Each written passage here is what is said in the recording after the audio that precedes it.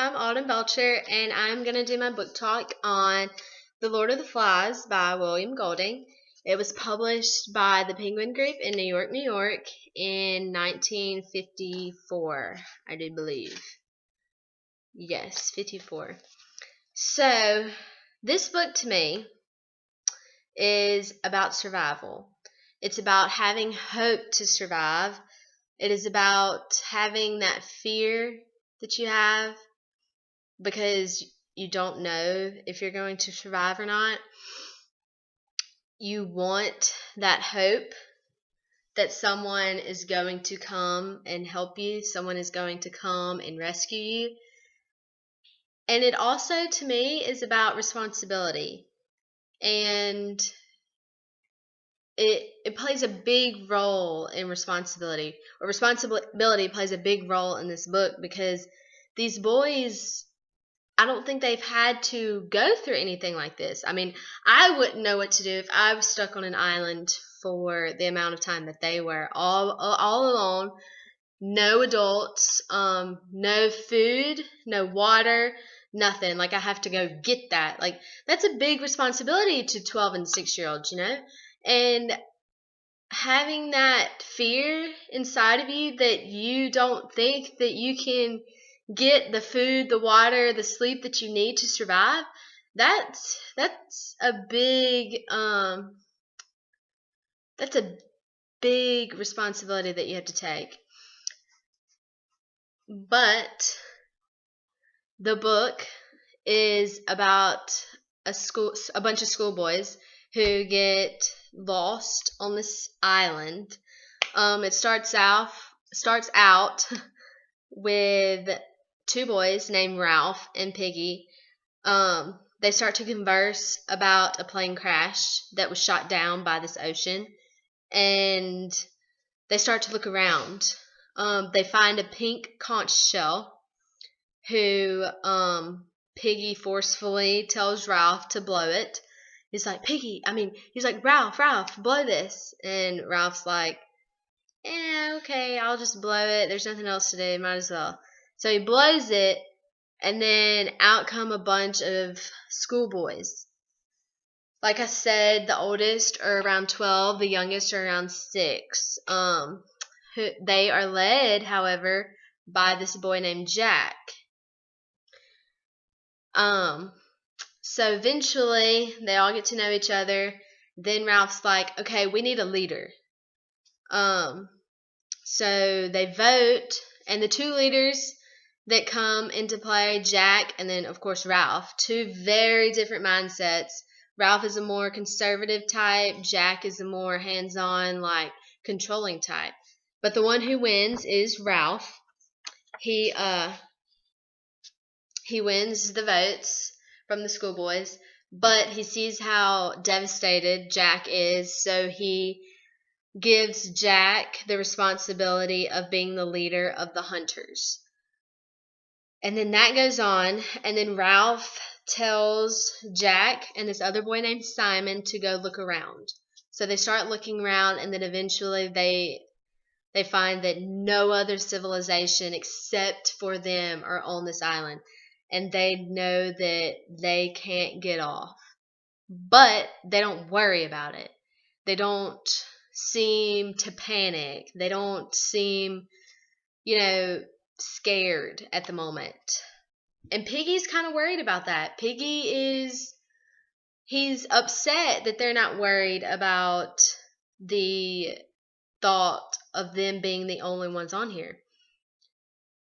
So, as the first thing that Ralph wants them to do is to build a signal fire, to try and signal either the planes or the other boats. So they start to do that. And then days go on. It starts to be kind of a routine to be on this island. And then Ralph kind of gets upset about that, because the other boys, aren't really seem to take on responsibility. They're not really trying to help out. The fires keep going down, and Ralph one day gets really upset because a boat was in the horizon, and the fire had gone down, and Jack was supposed to be in charge of it, and Ralph was not happy with Jack. So days go on, and then there comes up that there's a beast on this island. A little boy had said that he's been seeing beastie things, and the other boys just say, oh, it's just nightmares. Well, soon, eventually, the boy goes missing. They don't know, where the boy is, but they don't really worry about it. Just like they didn't really worry about them being the only ones on the island. And then, as weeks go on, the boys kind of see where they might have an issue with this beastie thing. So one day they go to a mountain and they decide to climb it. As they climb the mountain, the boys see a dangerous shadow and are terrified and rush back down to tell the other boys. But I'm not going to tell you the rest of the story, but I do want to tell you that I really enjoyed reading this book. It is a great book to teach about survival, even about responsibility, and just having that hope, like I said, because the boys encounter this beast, and it may or may not be a beast. It may just be a wild hog that they just see a big shadow, and the whole time on this island, they look for that, and maybe that's their hope that they'll find, or that somebody will come and find them. Maybe it is, maybe it isn't. And on page 77, I want to share a little sentence with y'all. So they would continue enduring the ill-balanced twister because, again, and he lost himself in deep waters.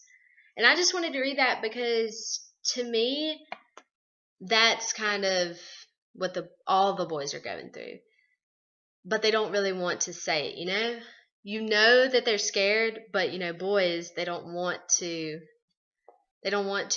say that they are. And I know all of them feel a lot of pressure, and that's where the deep waters come in. Again, he lost himself in the deep waters. He lost himself in that pressure of wanting to take on the responsibility of saving these other boys.